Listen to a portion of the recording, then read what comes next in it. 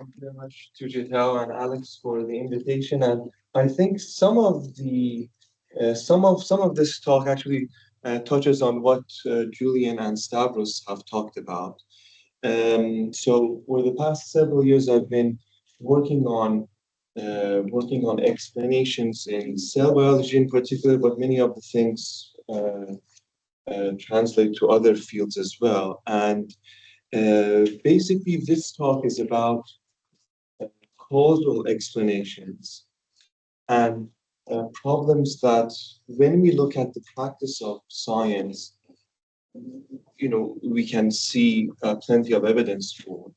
And what philosophically engaged framework can do to improve explanatory practices in a particular field.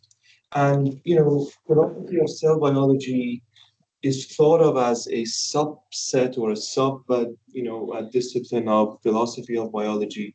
But in fact, when you look at, for example, funding for cell biology in the US, I was looking at the latest data from 2023. Almost 50% of funding in the sciences across all funding agencies in the US is dedicated to the life sciences. And much of the life sciences, in one way or another, touches on cell biology, 50%. The physical sciences, I think, were 15%. So even though historically, as we know, philosophy of physics has been the mainstay of philosophy of science, since the new mechanistic tradition in the 1990s, philosophy of biology has kind of also been in the focus. But I think it's critical to look at cell biology first because of its, practical importance and also many interesting philosophical questions that exist in cell biology, and to be critical of the practice. Now, just a quick note: by cell biology, I mean, all the way from the level of an individual cell to tissues and, organismal. Uh, Phenomena. So, it's kind of a broad scope. But let me, because the workshop is on causation, I'm not sure if many of you have looked at Alison Gopnik's work on the psychology of causation. And I think it's very critical to look at how children, from a very early age, look at causal stories. And Alison Gopnik has done a lot of work since the 1990s on it, and we should take this work quite seriously. Because at the end of the day, a scientist or a philosophically engaged, I mean, a scientifically engaged philosopher, when they look to find the causes of things, at the end of the day, they want to do something about it.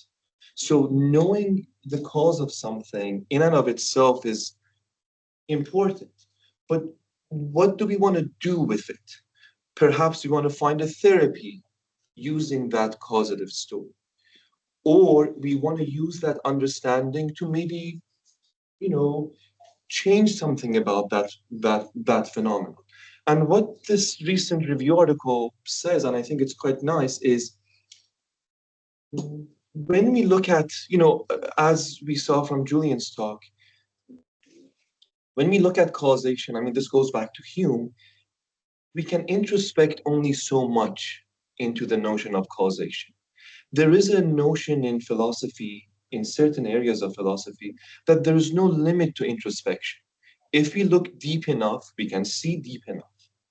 But I think if we take the lessons of Hume, the ultimate springs of causation seriously, our level of introspection, when we look at language as a tool for thought, is very superficial. I mean, we can only introspect, you know, to a certain level. Most non-human animals, for basic causative notions, for example, when they reach out at an object, or when they predict, for example, whether a certain agency like the wind or the sound of it can lead to something falling, they have that. These are kind of perhaps shared with primates. But I think what's important is the next story. So this third personal causal understanding that only humans have, that the notion of expectability, something that, we see in Hempel's work, that, law-based explanations have a notion of expectability. Maybe our expectation could be wrong, but nevertheless, that's a fundamental notion of our, a child's conception. And, only humans over 4 have something else. They have impersonal causal reasoning. So depersonalized and decontextualized generalizations. Now, these are with psychological experiments, these are all works in progress. So this is not a fact written in stone. But nevertheless, over the past 30 years, these concepts are more or less established. Now, the fact remains that for various reasons, disciplinary reasons or whatever, in cell biology, mechanistic explanations, be they pathways, mechanisms, causal stories, in the practice of cell biology, these things don't have a very deep theoretical notion to them. It's just, a matter of finding molecules, their interactions, their temporal sequence, and so on. When you go to a biology lab and you ask them, what is your theory of causation? There probably isn't any, because it's just doing by practice. Now, why do I say this? The reason I say this is when you look at mechanisms in cell biology, it's all over the place. It's so ubiquitous that you have it in the names of journals, disease models, and mechanisms. You find the mechanism of X being any kind of disease. You can get the cover of Nature, even a subset of a mechanism for a phenomenon. And when you look at Nobel Prizes from 1920 up to 2017, even though the notions of mechanisms maybe have changed, but you can see regulating mechanisms of the capillary motor all the way to 2017, molecular mechanisms controlling the circadian rhythm. So mechanisms are very prominent. I mean, it goes without saying, but sometimes it helps to look at the evidence again. And I've been looking at Alzheimer's disease as a case in point. Obviously, the details for, the more the merrier in terms of detail for a mechanism.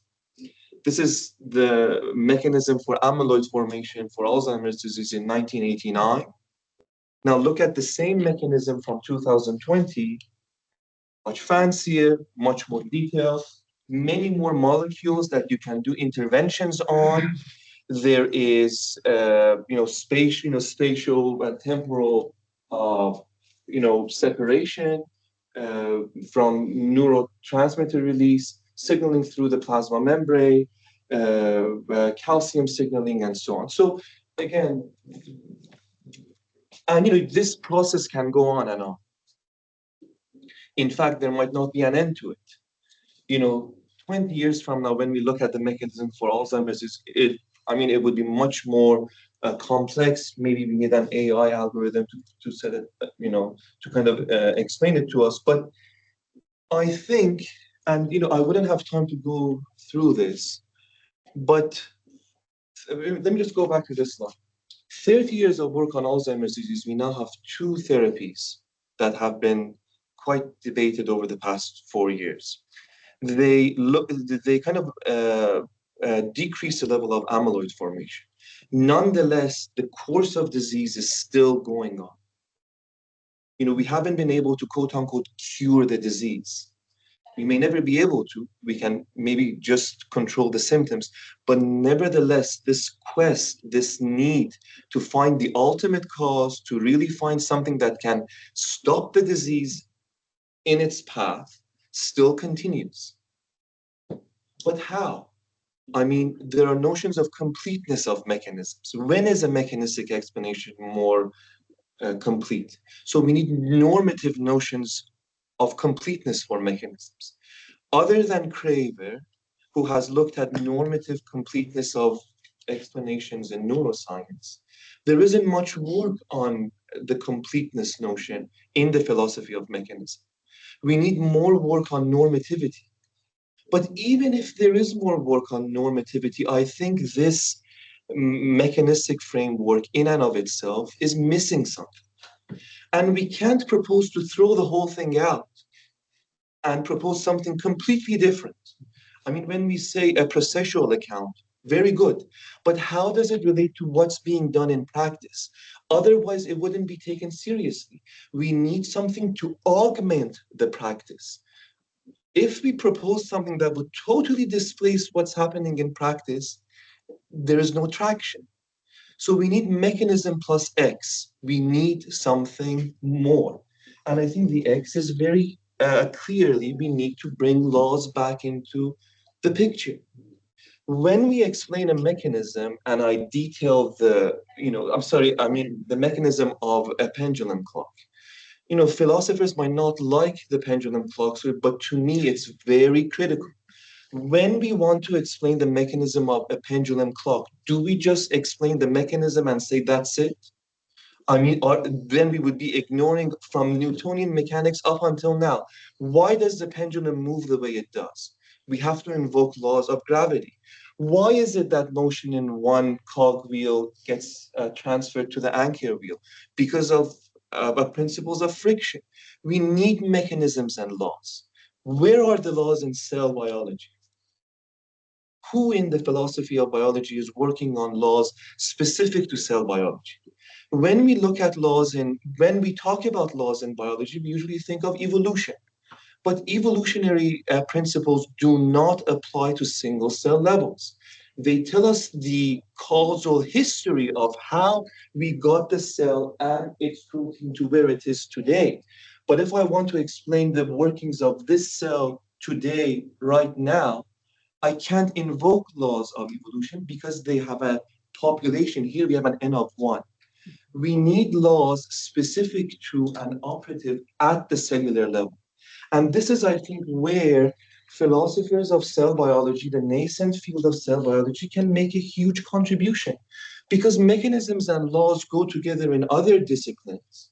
Why is it that cell biology all of a sudden is an exception to the rule? When an organic chemist, for example, wants to explain the reaction mechanism of two reactants, they say, okay, these two electron pairs, they move here, a bond is formed here we have a bond, a breakage and so on. But having a reaction mechanism without any notion of Gibbs free energy is useless because this reaction might not even go forward. You might need to provide heat to it. So you need some version of thermodynamics, laws of thermodynamics, and reaction mechanisms to have a relatively complete explanation in organic chemistry. The same goes for a field like ecology. You know, there is no need for us to think of laws as strict laws. Do we know of any strict laws outside of fundamental physics? Even in fundamental physics, I doubt that there are any strict laws. So laws, I think I agree with Nancy Cartwright that more or less, there are exceptions because laws are laws that they're patterns that we see. And if we find exceptions to it, so much the better. In fact, Mendel's laws, the way they are used today is the exceptions to Mendel's laws are used to provide null hypotheses for genomic studies. So non-exceptionless laws, they could be formalized as equations, for example, or they could be natural language. In ecology, for example, we have equations, the famous predator-prey equations, and we have those in terms of some kind of a law-like generalization, along with mechanisms. For example, how a predator, for example, works with the environment. So we have a kind of a mechanism. There's more to say here, but ecology is looking at phenomena at a much wider scale. Organic chemistry is looking at phenomena at a much smaller scale. Cell biology is somehow in between. So cell biology is also in need of laws. And I think we can have a program for philosophers of science and cell biologists to start. There is a scattering of law-like generalizations in cell biology. So it's not true that there aren't any laws. If you look, there is some suggestion of a law of, for example, protein length and folding that someone hypothesized with some evidence, obviously, 10 years ago, and the paper isn't being cited. or there are other laws. For example, in developmental biology, we have quite a bit of generalizations. But there is no systemic law discovery program in cell biology or philosophy of cell biology, the same way there is a mechanism discovery program. And I think we could set up such a program.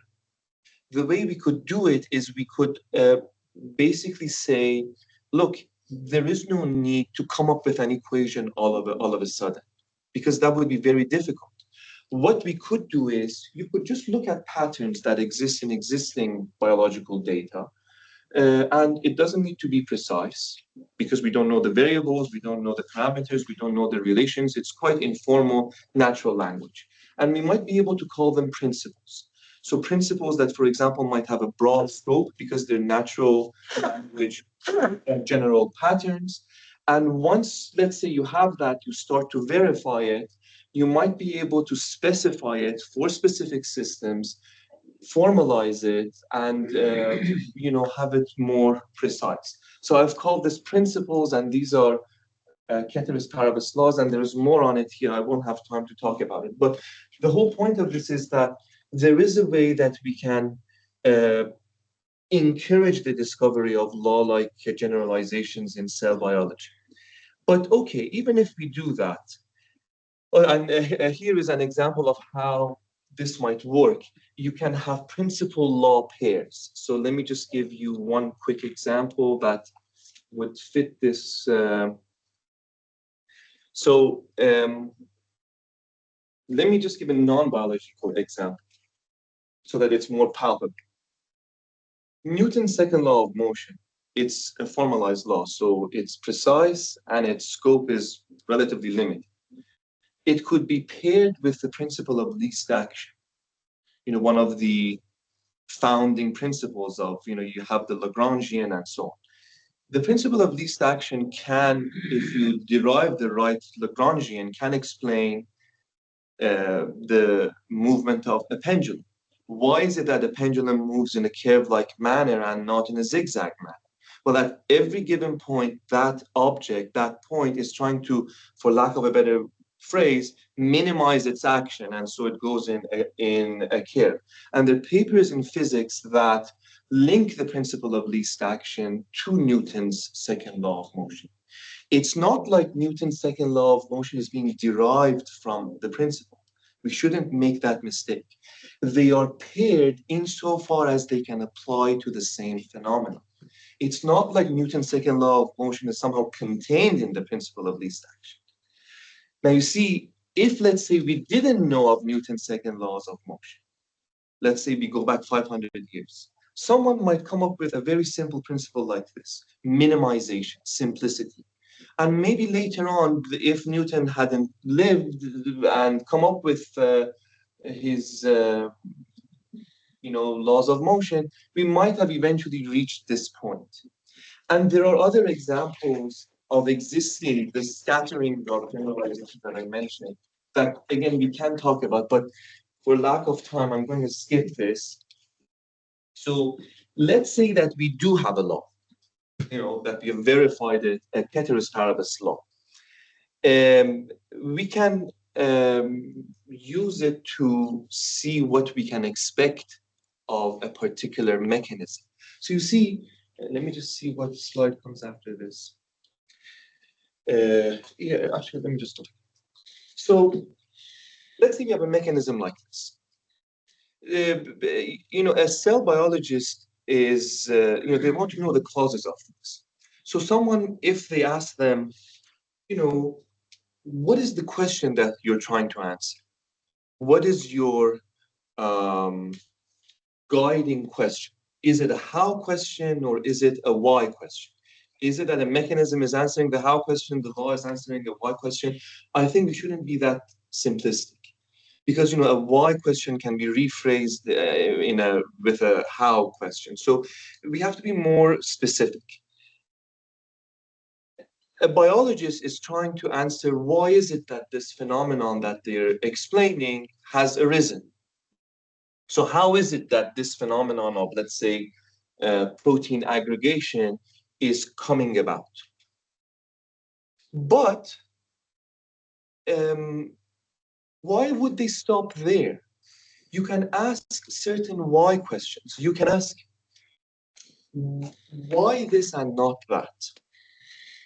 So I think these contrastive questions, going back to Bosman Fossen, I think, are critical.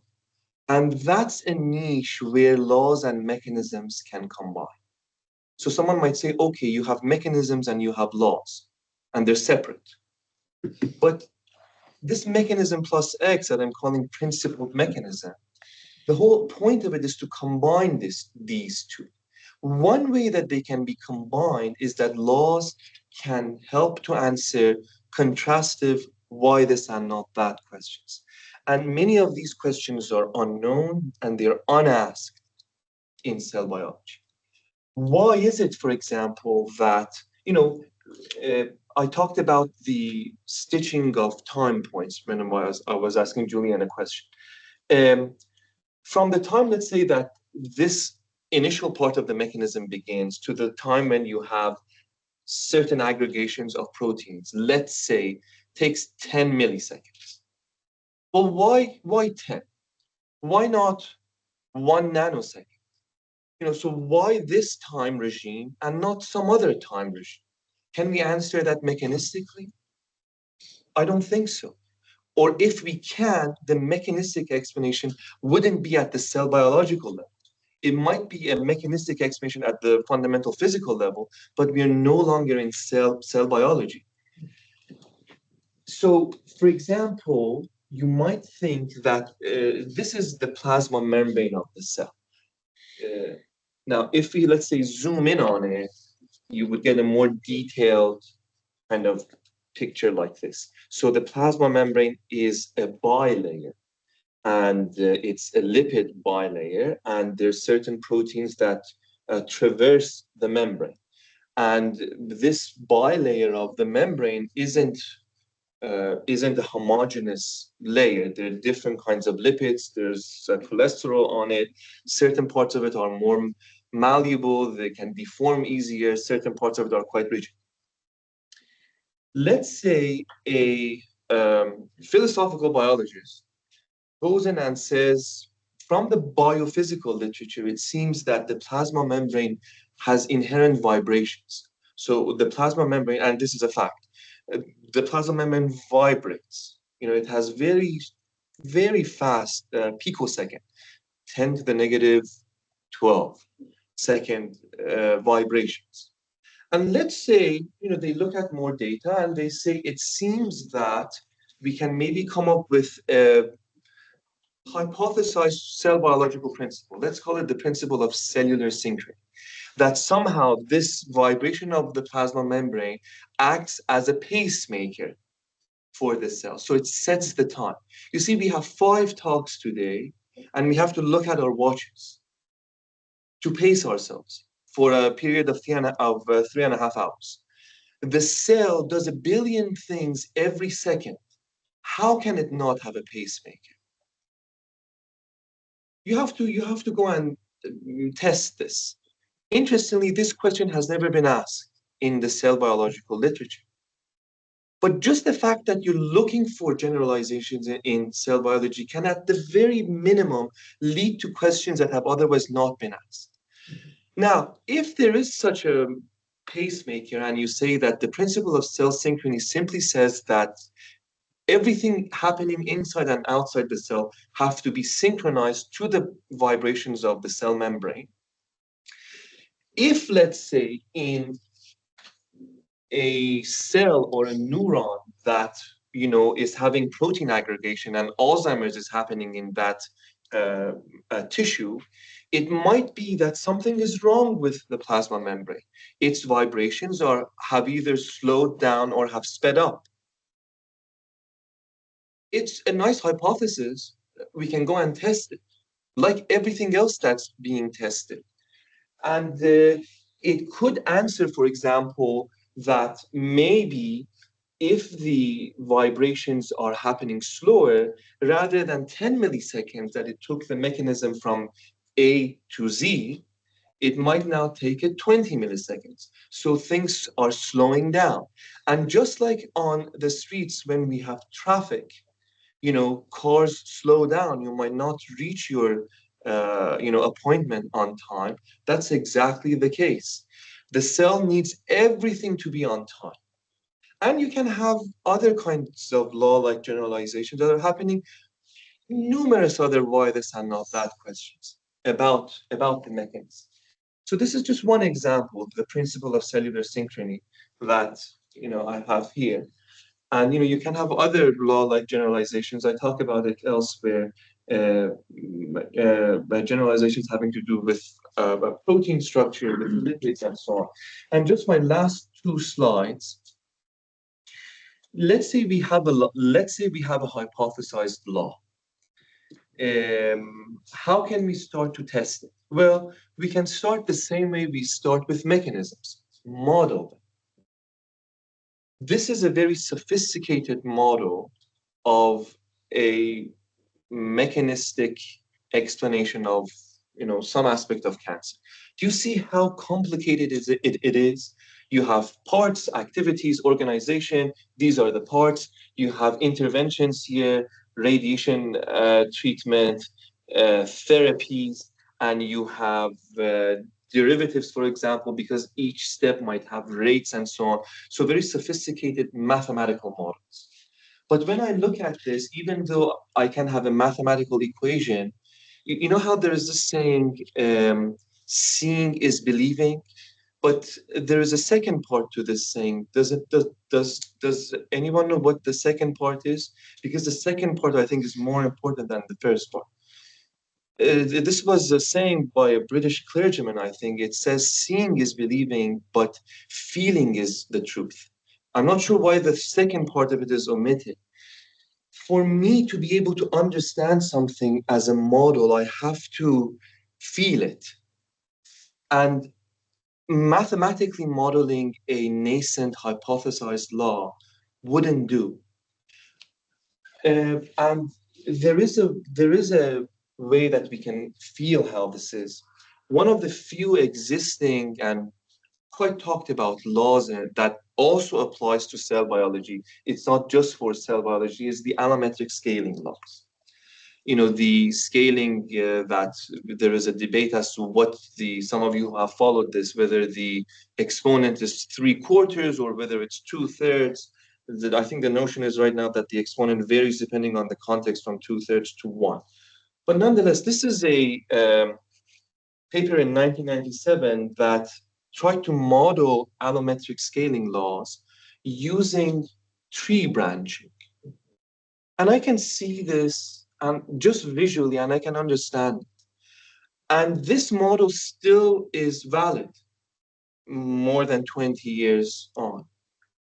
So I just want to end on this to say that if we have hypothesized laws, we need to be careful and really think deeply about how we try to model them.